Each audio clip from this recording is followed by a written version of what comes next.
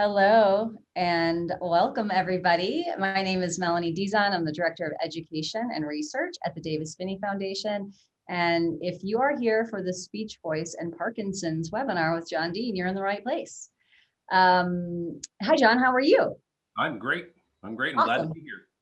Cool. Where are you calling in from right now? I call it Cincinnati South. I'm just across the river in Kentucky. My dad has a house right on the river right now. So oh, that sounds great.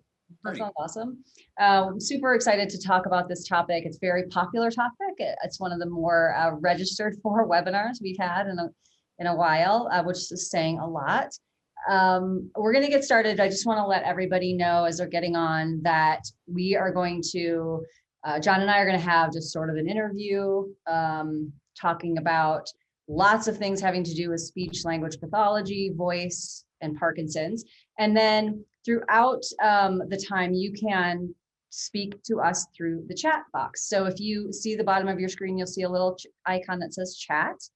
And if you click it, it'll open up on the right-hand side. Yes, Wendy Miller. Hi, Wendy Miller. She says, where in Kentucky? I was just going to ask you to say hello to us, just to make sure that the chat's working so that you know that we know that you can hear us and see us. And just a hello from Oregon and hello, everybody. John, where in Kentucky was your dad's house? Oh, now John is frozen. I have no idea why. Now he's going off. So it's just going to be me for a second. Hello from Vancouver. Hi, Columbus, Ohio. Awesome. St. Louis, Boston, Pittsburgh. Great. Indiana, Eugene, Oregon. Okay, so I'm super happy that that's working. If you have a question for me during the webinar, all you have to do is click the little blue button at the bottom. It says probably says for you, it says panelists, or it says all panelists and attendees. If you want this to go, if you want your message to go to everybody in the chat, then click the little arrow and select all panelists and attendees. And this way everybody will see your chat. If you only want some people to see it, then please select just panelists, and then it'll just be John and me being able to see it. He's back, thank goodness. I couldn't give you a talk on speech language right now. So please use the chat. And sometimes actually people will send it to just us, and that's totally fine. We're all about privacy. But if you do have something that might benefit the rest of the group, feel free to do all panelists and attendees. Some people are getting really great information from the chat in these webinars, so feel free to do that.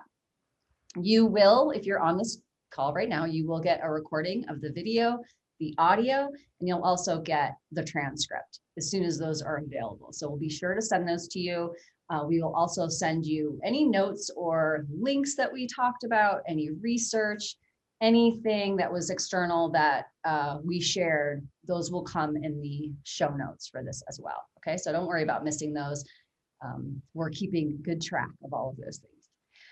All right, so I sent my message to, okay, Portland, Oregon, exciting. John, where is your dad's place in Kentucky? What's it called? It's a town called Ludlow. It's right across the river, and it's got some of the best actually mountain bike trails in the area around here. It's great. I mean, It's not Colorado. Never going to be Crested Butte. Right? No, but I'll tell you, I love Kentucky. I love that area. So it's beautiful in its own way. Hello from Beaver Creek, Colorado. You're right up the street from us. Hello. Okay, so I'm going to tell you a little bit about John, just a little bit, and then he's going to tell you more about himself. So John Dean is, among many, many other things, a speech language pathologist who specializes in the treatment of Parkinson's and related disorders with certifications in LSVT Loud, Speak Out, and Parkinson's Wellness Recovery. He's also a member of our Science Advisory Board. He's been involved in a number of technology projects and startups developing tools to improve quality of life for people living with Parkinson's. Previously, he was the founder of a network of interdisciplinary Parkinson's rehab programs modeled upon Parkinson.net in the Netherlands, and he developed several networks of interdisciplinary Parkinson's teams based on his model for a large skilled nursing company in the US. He currently leads Triad Health AI, and it's his startup that uses smart speakers to slow the effects of Parkinson's. Did I get it all right, John? Anything else we need to add to that? Excellent. Okay. Yes, I forgot I did some of that. Yeah, right. Okay. Yes, just real quick, it is going to be recorded. It's recording right now. So you will get all of those recordings when it's ready early next week, probably. Okay, so let's get started. John, first of all, how did you get involved in working with speech therapy? First of all, what sparked your interest? And then in particular, working with the Parkinson's community?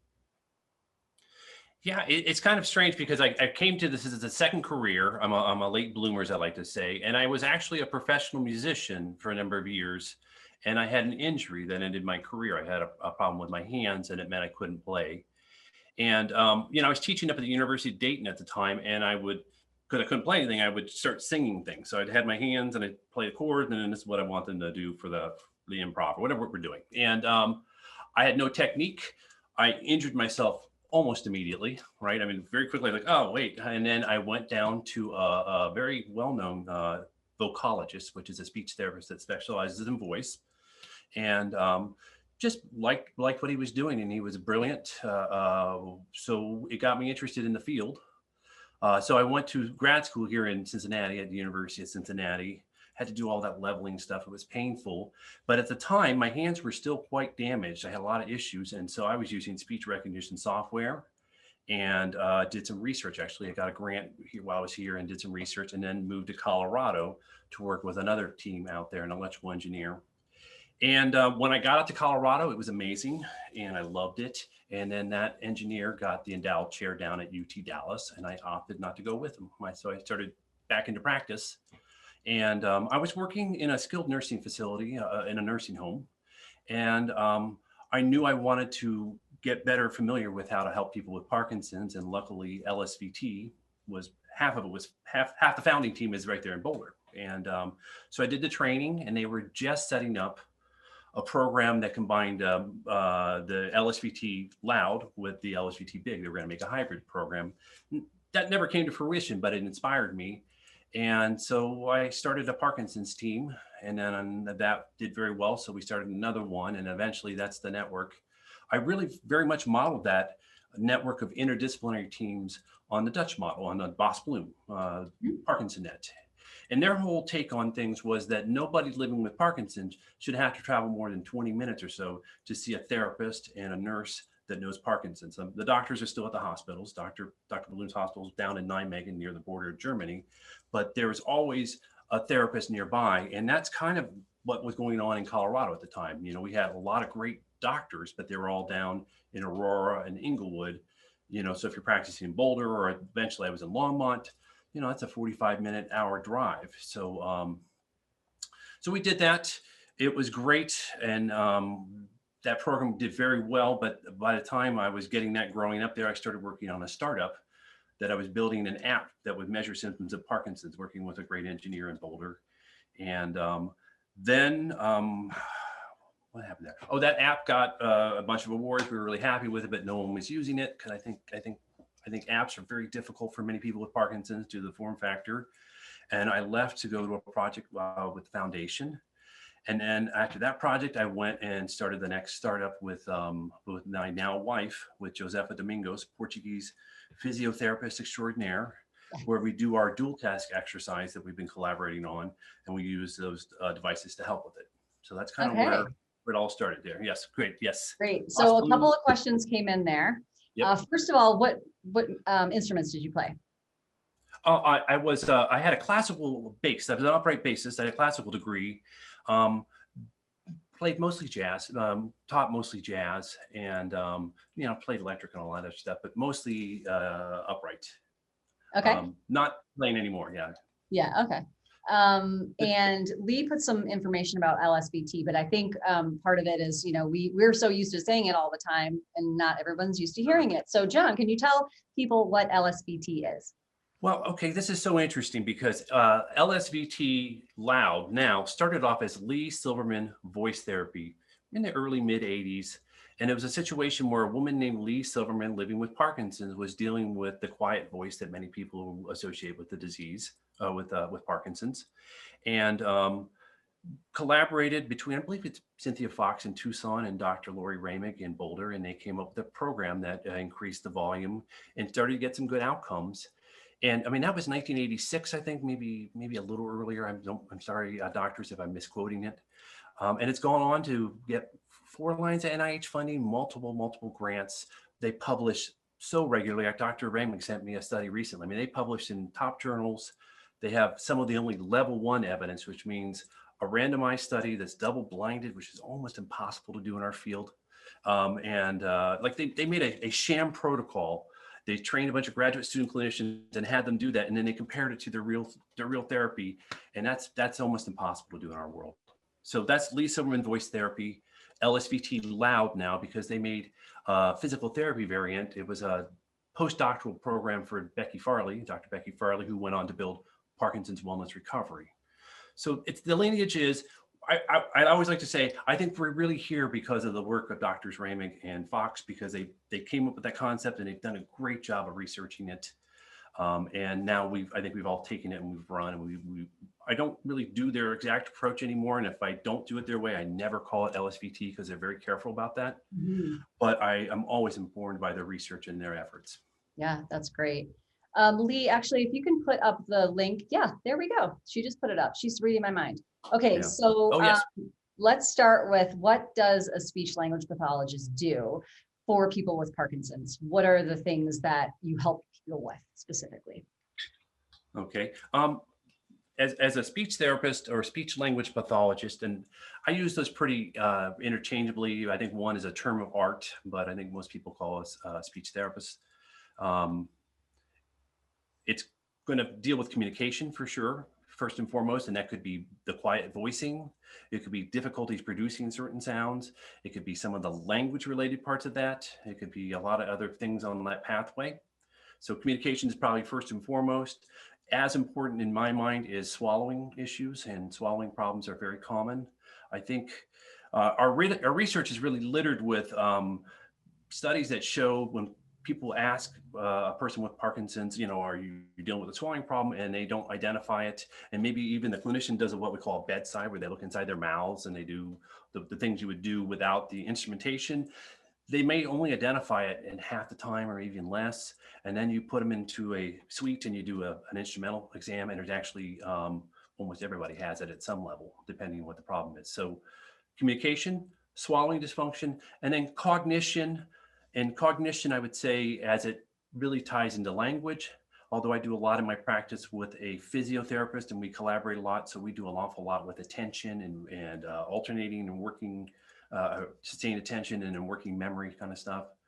But I think the 3 big pieces are communication, swallowing, and cognition. Okay, so can you take each one of those and just give people an example of what are some things that you might do for the speech? Let's start with speech. Yeah, and I think the speech side of it, I think probably the most recognized, I'd almost call it a clinical hallmark, although if you look in medical research, the hallmarks are usually motor symptoms, tremor and rigidity, which is muscle stiffness, and bradykinesia. But the quiet speech, or the hypophonia, it appears, well, I won't say universally, but it's very common. And in fact, if someone doesn't present with it, I'm going to look a little closer to make sure that the diagnosis is exactly in line with what we're seeing. And then if you have issues with your voice and you're not loud enough, oftentimes the rest of your articulatory precision is a little bit off. You get what we call, you just get a little noise in the signal. I won't use the medical terminology. And then occasionally you have a situation where someone might have some fluency issues, which is a fancy term for stuttering. And that's not to be confused with verbal fluency, and I'll get into that with cognition, but that's another area we can address sometimes after DBS or changes in medications that happens. Oftentimes I find it's easier to address the medical side of it. I can't always fix those things. So that would be the speech side of that. Quiet voicing, probably first and foremost. Imprecise articulation. Often if you make the voice louder, that'll work itself out. And then some of the word finding and the other kind of components of that would be in the language part of the communication. Okay. What about swallowing?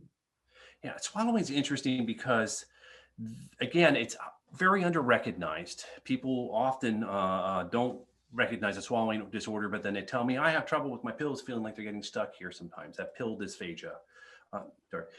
Dysphagia is the medical term that you'll see sometimes for swallowing dysfunction, swallowing problems. Sometimes I see deglutition disorders if I'm doing research, especially in Europe. That seems to be the term of art over there, but it's just a swallowing problem. And again, many people don't understand that they have a swallowing issue. And as a therapist, I'm looking for key markers that might indicate a swallowing problem. So that could be a matter of getting food in your mouth and keeping it where it should before you swallow it. You know, some of the stuff you're doing in the middle phase. A lot of times it's issues where the airway protection that happens naturally in the body with the epiglottis flipping over to basically protect the airway while food goes into the esophagus. That's a key area, and it's a very high risk for aspiration pneumonia. And aspiration pneumonia is extremely serious. And that's why I think it's not as well recognized, because it has very serious ramifications. But then, actually, speaking of Dr. Bloom's clinic, I was actually over there maybe 8 years ago. I was in 2013, and I was doing a little training for their speech therapy team over there. And Hannah Kokoff, their speech therapist, gave me her dissertation on drooling, on sialorrhea, drooling. And it was interesting because people who are drooling actually are often at higher risk for having more swallowing problems later on. It's like a key early indicator. Another one would be people that have the kind of Parkinson's that doesn't have tremor, so that what we call rigid akinetic. Those people often have more midline issues, and swallowing dysfunction is part of that. So, and then there's swallowing issues go all the way down into the esophageal phase, and then there's the issues with motility in the stomach. But this gets farther and farther away from my practice. And at this point, I'm counseling you, and you're working with a gastroenterologist or another doctor. Okay. Lee, if you could do me a favor. So we have a really cool video that Kathleen Donahue did with us, where she's showing the aspiration. So she's inside the mouth and showing everything. So if you could find that link and share that with everybody. It's great to see the visuals for sure. I'm sorry? It's great to see the visuals for sure. Yeah, it's super interesting. So, yeah. And Esther, we, just so you know, we're going to share all the links that John is talking about in the session. If we don't share them during the session, we will share them in the show notes. So you will make sure that we have everything. Okay, so now let's move to cognition, cognitive speech issues. Yeah, and this is a very, it's amorphous. We know that there are certain cognitive issues that show up in Parkinson's. A lot of them have to do with attention and the ability to sustain and alternate attention. It's not at all like I would say someone dealing with other kinds of neurodegenerative disease. It's like an Alzheimer's, where it's not a memory issue where they can't remember something. It's more like they can't pull it up very quickly. They can't get the word up quickly. That's the verbal fluency we were talking about. Many people with Parkinson's always report, like, I have this problem with word finding, and it really hurts my ability to communicate in groups because I can't keep up with the conversation because I'm trying to get the word out. And I remember Benzie Kluger used to have this great little cartoon in all of his lectures, and it was like, oh, I have a photographic memory. It takes 20 minutes for anything to develop, and it's like, that's kind of what we're talking about, right? So that's one very consistent issue in Parkinson's and specific to speech, but I'd say cognition really crosses all of our domains, and the OTs have great experience. The PTs are working on it, but I would say a lot of it for Parkinson's is retrieval, not, getting to accessing the information you need, not so much some of the other things you might associate with other diseases. I'll leave it there. Again, it's a big area, but a lot of it has to do with executive function, the very high level, keeping track of things. And then if someone is starting to travel somewhere and then they get an obstacle coming in their way, being able to plan around that, that's definitely impaired in Parkinson's. And if you happen to do more than one activity at the same time, dual tasking, and I would say life is a dual task activity, in my opinion. I mean, we all dual task all the time. There are definite indications of impairment. And that very much is what Josepha, my colleague, my now wife, the physiotherapist, and I work on, because we think that that's the easiest way to train things that you encounter in real life. And it's kind of more fun anyways. They enjoy it more, so they do more work. Dr. Bloom, now I think about it, had a really interesting paper 13, 14 years, a while back, And it was a posture second strategy that people with Parkinson's sometimes take when they're encountering a dual test. So many of us would protect our posture and stay upright so we wouldn't put ourselves at risk for falling. But in individuals with Parkinson's, sometimes it seems like the focus on the posture gets out of whack, and that puts them at a higher risk for falls. So. Okay, great. All right, so maybe we could talk a little bit about some treatments, but let's go back to the communication. Let's see what you can share. Yeah, I mean, I think the groundwork that was laid by LSVT Loud, the Elise Silverman voice therapy, is where I usually start, but it's very much problem based, you know. So quiet speech, which is very common in Parkinson's, been almost assuredly LSVT, or I also do another program called Speak Out out of Richardson, Texas, and that's Samantha Landry's group. And they're similar, but then they diverge in some of the ways that they apply it. And I think Samantha's got a very good handle as a clinician on how to take the concepts of increasing the intensity and making the volume louder, and then over practicing that, making the muscles really strong, to applying that to sentences and more cognitive load. I would say that the work I do with Josepha, with the triad and the other stuff we do, we take that to a couple levels farther, is that the voice and the communication in conjunction with the dual task and the cognitive loading, it just makes it look more like what we do. You know, again, we walk around on the phone all the time, taking dishes out of the dishwasher, answering to somebody when they're doing that. That's what we do with that. So the communication starts maybe with the LSVT kind of approaches, those motor scaling and increasing the volume. And then I increase the other parts of it with cognition. Okay. Is there an activity that you maybe want to have people do on that, or do we want to do? Sure. You know, okay. I was going to do it a different one, but maybe we do the other one first. Yeah. Okay, we can do the other one, whatever, however you want to do it. Question though, somebody asked, so would you consider, is raspy voice that same thing as low voice? Yeah. Is it similar things to do to treat it? And somebody was saying that they have noticed they have a raspy voice and they're constantly needing to clear their voice. Is that a Parkinson's thing? It very much is, and it can be caused by a couple of different factors, and I think that's important to work that out.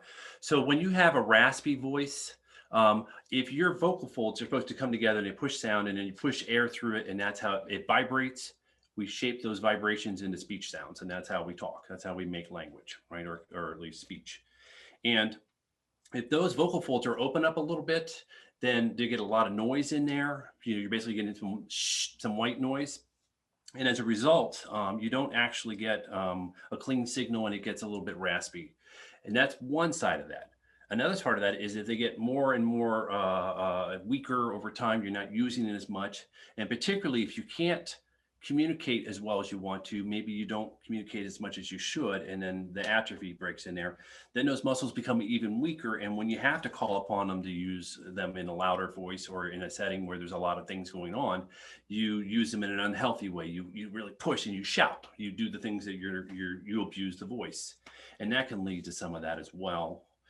A third factor, and one that I think people often overlook, and it's a good reason, it's why, again, before commencing speech therapy, typically I refer people to an ear, nose, and throat doctor for an assessment, is you can have reflux. You can have gastroesophageal reflux disorder, or GERD.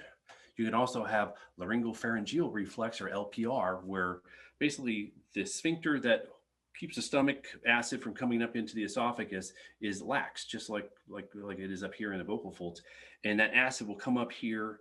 And actually, even if it just gets into the esophageal area, the lower part of the esophagus, it can still irritate and refer and make people feel like they have something stuck in their throat, a globus sensation. But if they're really unlucky, they can have acid go all the way up, and it actually will get onto the vocal folds and it will damage them. So usually doctors will treat that with some medications, and you'll raise the height of your bed and stuff like that. But the raspy voice, first and foremost, if there's not actually damage to the vocal folds, is probably best corrected just by getting some high intensity, high effort speech therapy, you know, and it would be Speak Out or LSVT, or actually even in the Netherlands, they have pitch limited voice therapy, which is their approach to something similar like that. Okay. And then one more speech thing, slurring, is that similar to, and is this a PD thing? Is this common? Yeah. You know, I find slurring occurs more often after deep brain stimulation surgery. It can also co-occur with certain medications, I find, but typically speaking, slurred speech isn't really a hallmark of Parkinson's for me. When you have deep brain stimulation, they put the electrodes very close to, at least for subthalamic nucleus (STN), they put it very close to what becomes the cranial nerves that control your face and your speech muscles. And so often I find if they have newer DBS and it hasn't finished all the programming, they haven't optimized it, that it can affect those descending corticobulbar fibers. And that's where I see that more often. It's Parkinson's, which means, you know, if you see one person with Parkinson's, you've seen one person with Parkinson's. So anything can happen. But my experience is that, again, addressing that might be starting by talking to the doctor about the programming. But the LSVT-like approaches, the high intensity approaches, can sometimes help that. It's just a matter of once you increase your voice, and I'm going to try to, once you increase your voice and you add a lot more air, everything becomes a lot clearer, right? Maybe I should talk like this for the rest of the session. Right? Good. For those of you on who are not super familiar with DBS, or that's a new thing, Lee's going to put a little link in the chat so that you can read more about that as we go. But I think John's going to do an activity. Yeah, I'll set this up and maybe I'll talk a little bit more about DBS. I'm going to change the order of the activity. So I got to do a little setup real quick here. And if I messed you up, John, let's just we can go back and you can do the first one you want. Doesn't matter. We'll do it later on. I mean, I would love to make sure that you get to see the other one because I got toys, but yeah, for sure. With DBS in particular, the initial versions of it were moving the signal you put an electrode in there so the signal goes all the way around, and that ends up encroaching into places where it doesn't belong sometimes, and it takes some pretty careful surgical placement to make that work. It always does. It never doesn't do that. But some of the newer versions of it actually have something called current steering, and with current steering, you can actually shut off a side of the electrode and protect that area so you don't get stimulation, and then get the stimulation to the parts that you need. So I think it's something that's getting better and better. And then I know that some people are using closed loop DBS where they can actually sense when there needs to be more or less stimulation. And that also has a beneficial effect on the speech. Okay, I'm going to put this in here for now. Let's see, my new background showing up here. Okay, so basically what we're going to do for this, yes, I've transported to another room here, is we're going to do a take on a Stroop test. And this is the problem with these virtual backgrounds running quickly. And generally speaking, a Stroop test, you probably are most familiar with it as something that you might see words, typically red, blue, yellow, green, and there'll be different colors. And the first time through them, you read the words, you read the actual letters out loud. You know, you say red when it doesn't matter what color it is. And the second time, I'm doing kind of a bad job of explaining this. The second time you go through it, you actually name the colors and you ignore the words, you read the written part of it. And that incongruency takes some time and causes a hesitation. And that's what we're measuring. And that's something that, again, in Parkinson's is more impaired, or a lot of other groups of people too, but in Parkinson's in particular. And so sometimes we'll use a Stroop kind of test in our activities. And I'm going to show you one here. I'm going to let my screen catch up with me for a minute. But I don't really do the actual Stroop test anymore, because one time I was doing a lecture at UNMC in Nebraska, Dr. Bertoni's group, and I was sitting around with the neuropsychologist, and I was talking about the app we were building, and I was all impressed with myself, you know, pat myself on the back. And we're talking through stuff, and she's like, yeah, that's great, I like this, but if you take one of my neuropsych tests that I use to qualify people for deep brain stimulation surgery and you gamify it, I'm going to flip out. You know, Lumosity seems to do that about every other week. I get a new game that's a test that I use. And so I just take the concepts of the Stroop here, the incongruency parts of it, and we'll use that instead. We will leave the actual test in the test instrument so we don't end up blowing up your neuropsych or having them come after me. So I can kind of see myself a little bit here. Maybe I'll pin it. What's happening here is you have two numbers, sometimes So 3 or yeah, 4. John, if you can move a tiny bit to like probably your left. No, Yeah. other way, other way, other way. There, Yeah, yeah. There we go. Now we There can we see go. it. Yep. Okay, welcome to my island. Okay, yes, okay. So what will happen is you're going to see numbers, and the first time we go through this one, you're just going to say the number that is the larger size, I believe. This And one is which number is the biggest in value? here, let me just give myself 1 second. If I do it this way, it'll let me reset, and I can just go, this is 2. Yep, there we go. And then if I put it on here, then it should start it again. Okay, so now I have a second here. So generally speaking, when we're going to start with this movement, hands up and down here, I gotta make sure you can see my legs. Okay, and you're going to say the number that's larger in size, so the actual font. So that's 5, and then 2, 7, right? Now these are congruent, but sometimes the larger number, 1, 8. Make sure you're using a nice, clear, loud voice. 17. 13. 19. 1. 10. Gotta wait till I see it switch here, guys. All right. 52. 25. 75. Hold eyes. Okay, now the next one's going to come up here. 52 is going to be value. So we're going to say the higher value, right? And when you say value, 73, we're going to change the movement and just follow along. Value, 1. Oh, no, it said wrong. 46. Remember, the higher value, not the larger font. 3. 7. 31, I think. I can't see it. 16. 27. 19. 18. 41, unless there's something below it. No, that's right.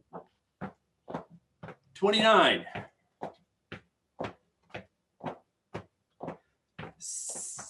25. 52. 111. 62. Okay, so let me pause now for a second. So you're doing dual task. You're trying to challenge the mind by, having things different size, and then it's bold, it's bigger, right? So it's just making you think, whether you have Parkinson's or not. I mean, sometimes I was almost going to correct you and I had the wrong number. It was like, right? No comment. Yes. Yeah. I say it with so much confidence, and I'm like, oh, it's what you said. I'm sorry. You're right. Right. Well, here, let me just kind of break it down real fast why I think this is important. And again, I first met Joseph Dominguez, the physiotherapist, who's also just joined our scientific advisory board in 2011 at a training. And she was the one that really kind of hipped me to the way that, yes, dual task is important. People need to learn this. But it also, if you do it right, it's engaging and it's fun. And as a speech therapist, I wouldn't put someone on a treadmill, and I certainly wouldn't do a lot of stuff related to balance. That would be terribly outside of my practice, right? But something like this, I can raise your heart rate. You'll do it with me longer, and we'll work our brains and our voices. And that's kind of everything I'm trying to do without making it eat your Wheaties the whole time, right? Although Colorado, it's not hard to convince people to eat their Wheaties. They're all for it. But in Lisbon, in Portugal, it was a real rude awakening when I got there that people aren't dying to go running up the hill. I mean, it's just, it's different cultures. Yeah. So it has to be fun and engaging every time. Yeah. So are these some of the videos that are on your site? is this a type of video like this on the Triad Health You know, page? the Triad Health is really related to our startup. We have a website that's called dualtaskforparkinsons.com. That's where I'd find that. And we're doing an initiative. I didn't give you that URL. I'm sorry, but it's all one word, just like my name.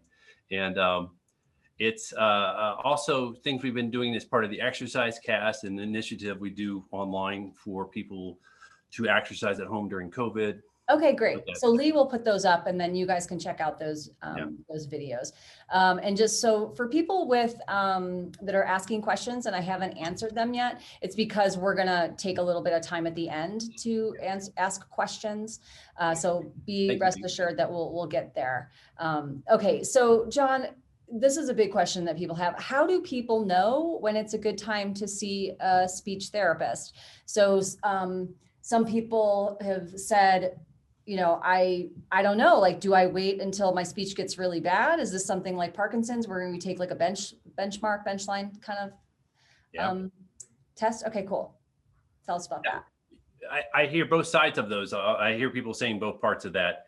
I'm going to sound a little bit self-serving, but I like to see people upon diagnosis, obviously. Now, does that happen? It does in certain places. When we were in Longmont, we had a wonderful neurologist nearby, Dr. Pavot, always, and it was great. And the reason why I like that, Pierre Pavot, he's wonderful, community neurologist. And that's an interesting thing because community neurologist is not a movement disorder specialist. And I'd like to get people to movement disorder specialists, but often they like to have a relationship with someone nearby or at their hospital. And that's exactly where he was. But anyways, the timing of it is if I can see someone early into their situation with Parkinson's, whatever that is at that point, I can understand a little bit about maybe problems that I not easily recognized by them. Swallowing would be a very key one. I can also capture all the baseline material. I can capture that information right off the bat.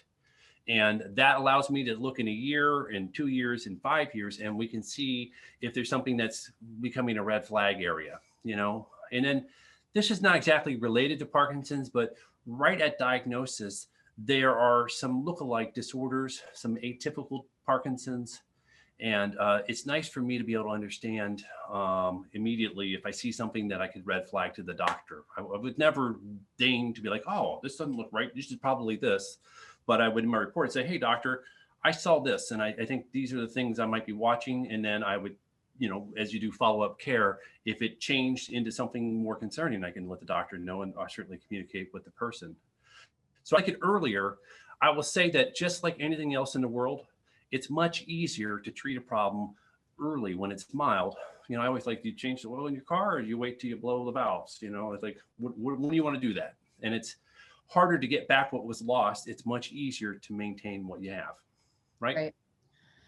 So what can somebody expect at their first session? Yeah, you asked this, and this is the one where I think it's a weirder situation these days because of so much online work now. Obviously, we would do the assessments that would capture some of the basic information about loudness. I actually didn't have any manometry, any air pressure equipment in our facility, but I think that is excellent when you can get that because that gives you a lot of information. And generally, I'm going to give you the basic exercises, and we're going to give you a highly intensive program if it's your first time through. And then after that, I like to maybe do kind of a dental model. And this is a term that I believe I'm borrowing this from Terry Ellis. At least that's where the first say it. But the idea is every 6 months, every probably not more frequent than 6 months, I get to see you for a minute. We get to make sure that there's nothing coming on your radar that's problematic. And it's just like if you go to your dentist, they're going to look at like, yeah, this will be a problem in a couple of years, but we got time, or let me head this problem off, something like that. That's what I would do. The one thing that after you do the speech therapy, one thing I really love about Speak Out, although I think LSVT is building their own program, Loud for Life, is a maintenance class. So the Speak Out Loud crowd is really, that's genius. It's a social engagement. It's an opportunity to communicate, and it gives the therapist an opportunity to keep their eyes and catch somebody before there's a problem. And we taught a class in Longmont for years. Actually, I was the other day, and they're still teaching that class. And that's great because everybody wins. You know, you get to have a social place, you get to practice your exercise, and then if a therapist sees something that says, I'd like to take a closer look, you can catch that. Yeah, that's great. A lot of people, one of the things that speech therapy is, people do ask, how often do I have to do it? Is this something I have to go along? And it's really like you use it or you lose it, right? I mean, this is not something that you just kind of do once and then you're done, right? Like even those classes that are every single day for 4 weeks in a row, if you don't keep practicing, you're gonna lose it, right? People have been talking about stuttering. So what are some things to do to help stuttering? Stuttering no, you can hear me now. I got the other mic on. So this is clear enough, right? Yeah, Yep. great. Stuttering is a really big conundrum in Parkinson's because a lot of times I find the stuttering may be more related to a medication and particularly medication timing, or it may be related to the DBS. And actually, I was just putting together some slides for a lecture a couple weeks ago, and a researcher named Suboy said about 1/4 of people with Parkinson's after DBS experience some kind of stuttering issue. And if that's the case, it's very difficult for me to address that directly. I will use the techniques that I would use, which would be basically lengthening and using a little more air, and maybe I like it bouncing even. That's a way you kind of bounce into a sound that you would stutter. I've never made that effectively work for this situation. It would work in other populations. But generally, when someone has a stuttering problem that appears so much later, or maybe they had it when they're a kid and it comes back, you can try these techniques. But I often find that I'm better off talking to the doctor and seeing if there's some way we can put the medications in a more steady state, change the programming, particularly if it's already something that they just got done recently, the DBS.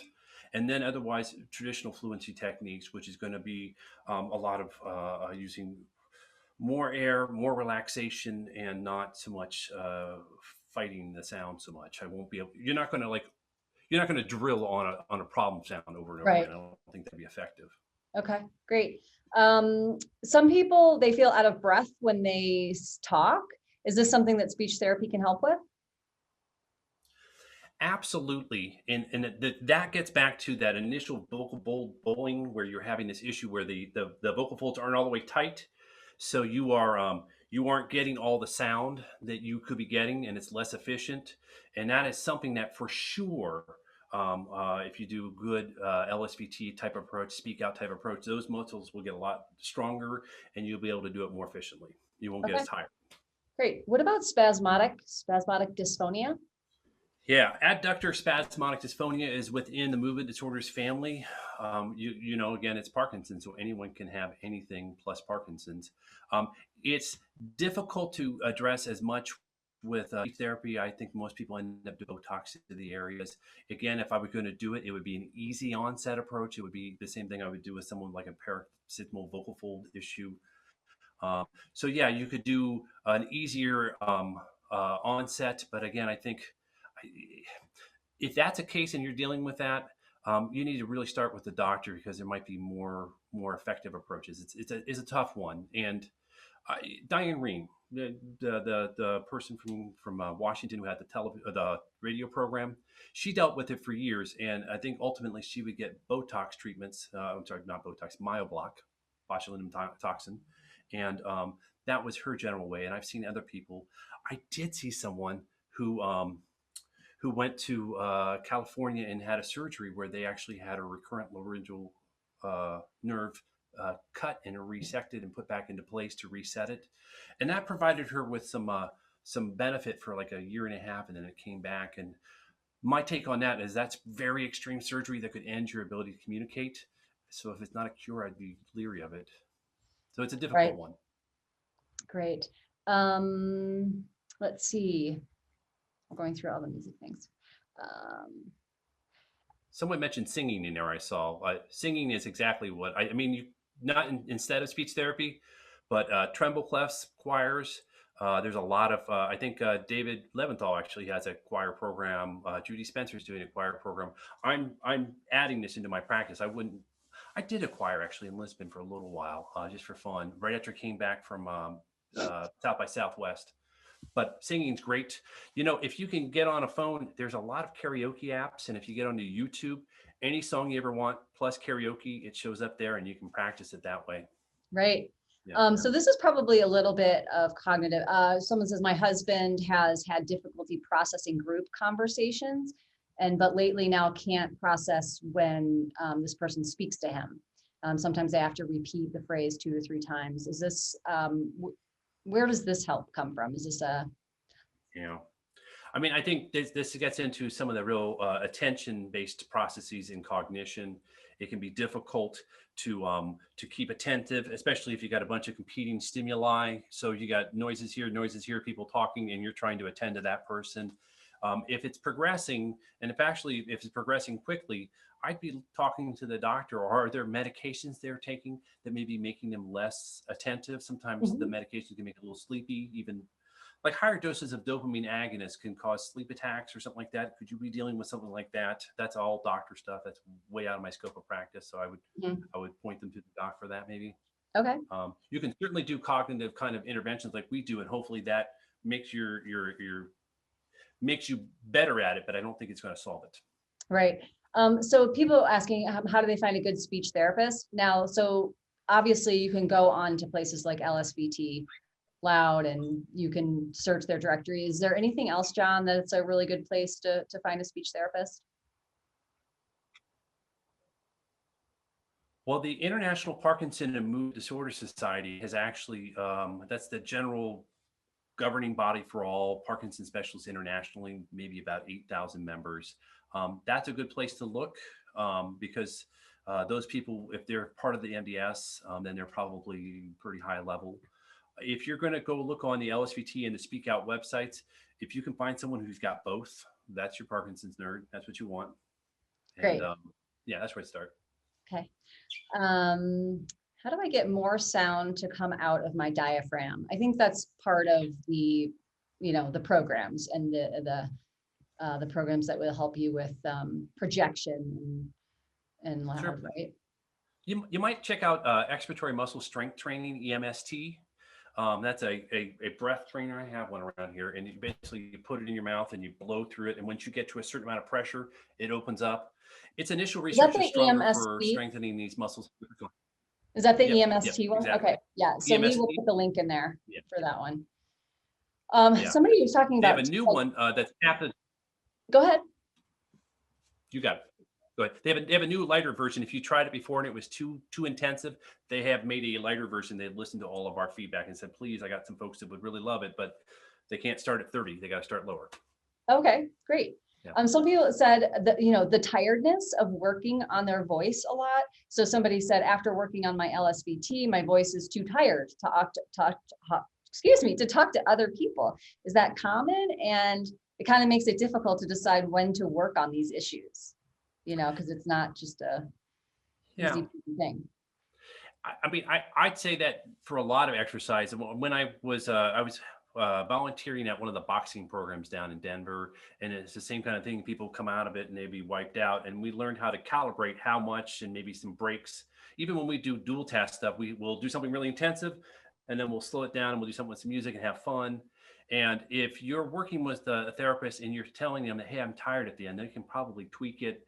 They might even introduce some different exercises to give you the strengthening, like a vocal function exercise that maybe not quite as intensive until you get a little stronger. It probably means that you were starting from a lower baseline too, and you'll need to really work it to get back in shape. Great. Can you, and also everybody, John, do you have a couple of minutes to go? Oh, sure. Always. Okay. So, you need to talk more? You want to talk more? We have a lot of questions, and I'm not even close to getting them. And for people who want to stick around and hear some of your answers, that's great. And we'll also have it for the recording. So if you have to leave, we totally understand. Thank you so much for joining us. We're just like a minute to go. We want to totally honor your time, but if you do want to stick around, we'll answer some more, and then you'll get this on the recording. Okay, so. Can you recommend very, very quick, like couple of voice exercises that people can do throughout the day? Like they get off of this call and then they go do scales, like something like that could be helpful for people. Well, again, I think not to pretend that you could bypass. I think everyone needs to have a long-term relationship with not just a speech therapist, but a physical and occupational therapist. And if you have them working together, one thing I like to do is a lot of times is humming into an ah sound or humming into an o or an e, and that humming gives you a nice easy. It's impossible to have too much tension when you hum, so it kind of sets the stage. So you do, it'll be loud is my concerns. I'm going to block my mic, but it'd be like hum. Am I killing you or no? You're No, good. no, it's fine. Is it too loud? Nope. Okay, great. Hummo, hummy, like that. You can use that sound like that, and that would be different than the ha, like an LSVT type approach. And then another one I like to do, I borrowed that. That actually comes from Catherine Bertolini's research. Kitty, I think people call her that still. Catherine Bertolini, Dr. Bertolini and Pitt, her work for that. And then another thing I like to do is instead of just doing the loud ah and going from a low note to a high note, I like to do it the way I did it when I was a patient of that speech therapist, Dr. Stemple, where it's not going ah, but I say whoop, and it goes whoop. And I don't know if you can hear it, but you hear how buzzy? Yeah. Yeah. It's like a siren, right? Yeah.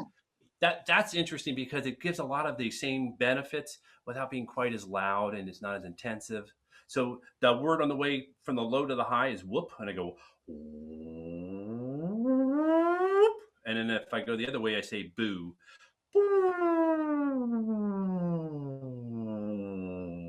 And I don't know why those words are there, but that's what he taught me, and I will never change it because he's Those are great. yeah. Great. I have plenty of video. You should look on there. There's plenty of people doing exercise videos, and I think there's even a loud crowd on Facebook. There's other places to practice speech therapy too. Yes, yes, for sure. We've got some great things in there.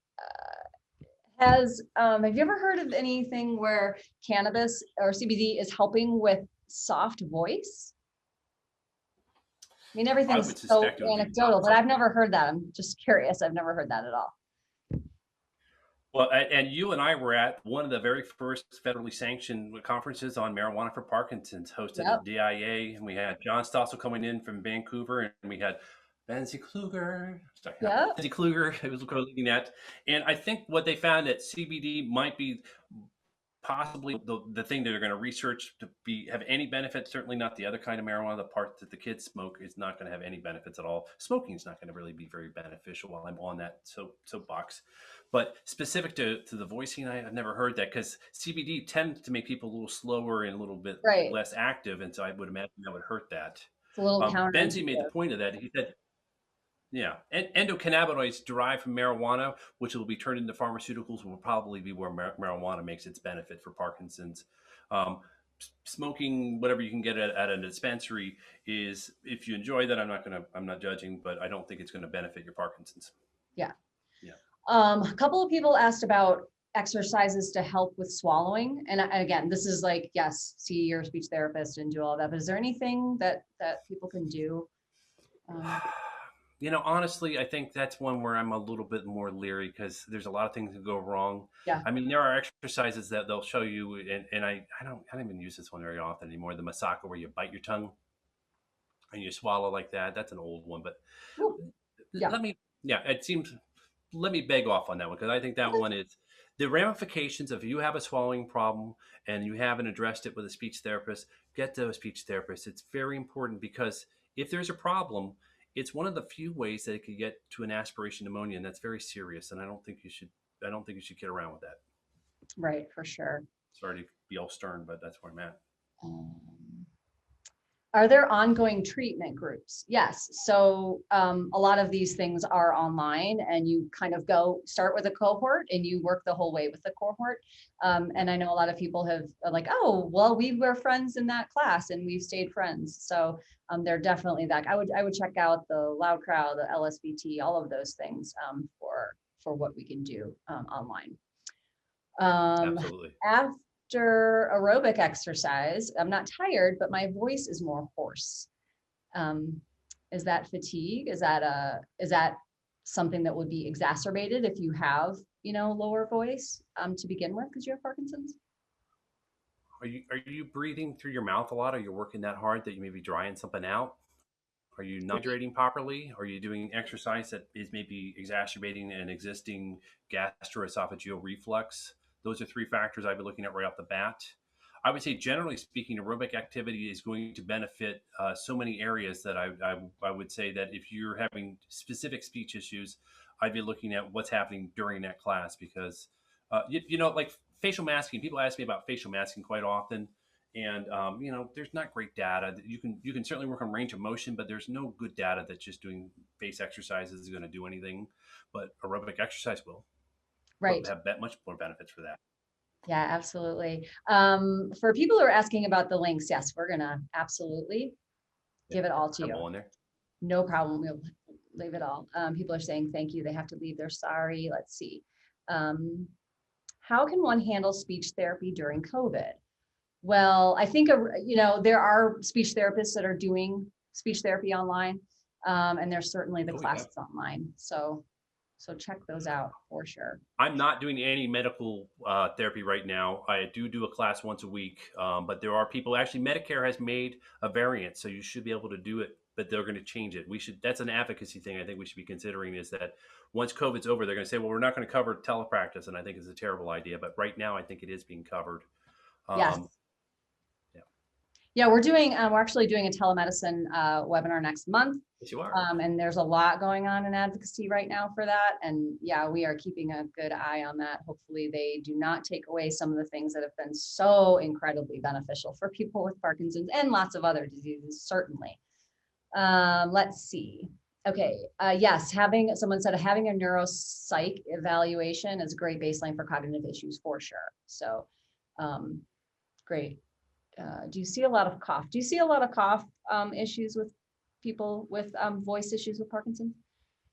I see it especially early on when people are, the muscles are weak and they're using them improperly. They're overusing them because they don't have the underlying strength, and therefore they have, when they need it, then they all of a sudden they're doing stuff that's really bad. I shouldn't, because I'll hurt myself. But my point is, that's why I see that. Reflux is another one. So again, I think first thing is maybe you don't need to have a long-term relationship with an ENT, but you should see one. GERD is very common in Parkinson's and you well managed with medications. Yeah, absolutely. Catherine Harris, thank you so much. YouTube and Facebook class daily, 8 a.m. Pacific for Speak Out. So definitely check that out. Definitely check it out. We have a bunch of stuff on facial masking on our site as well. Okay, and then this, a couple of questions around this. How would you modify dual tasking exercises for those with Parkinson's dementia? Is it something that you would continue to do or just modify?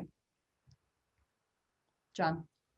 I would say for sure, yes. You always want to pick the right person, more importantly, the right activity. So sometimes it's just making sure I'm doing it in a chair. The key with this, and this is where Josepha will be a billion times better at answering it, because this is really why I started flying over to Lisbon in 2013, because she's so good at thin slicing. She can just see it, but you could modify it. You could make it with music. You could do something like she had a guy that she was using as a bicycle, and then she was doing a boxing thing, and it was very safe, but it was engaging.